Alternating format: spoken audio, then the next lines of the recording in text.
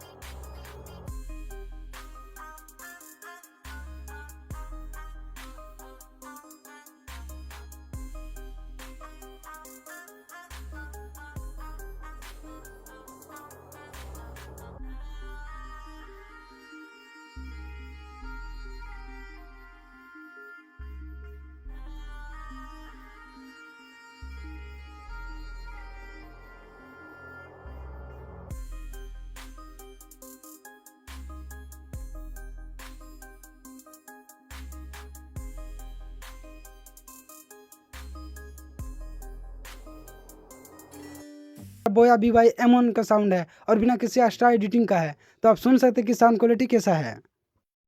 अभी जो साउंड सुन रहे हैं मेरा फोन का साउंड क्वालिटी है, तो आप सुन सकते हैं कि साउंड क्वालिटी कैसा है। तो है गाइस, वीडियो कैसा लगा? अगर वीडियो अच्छा लगा हो तो भाई वीडियो को लाइक करना, चैनल पर नए हो तो सब्सक्राइब करना और अपना राय कमेंट में जरूर बताना। तब तक के लिए जय हिंद।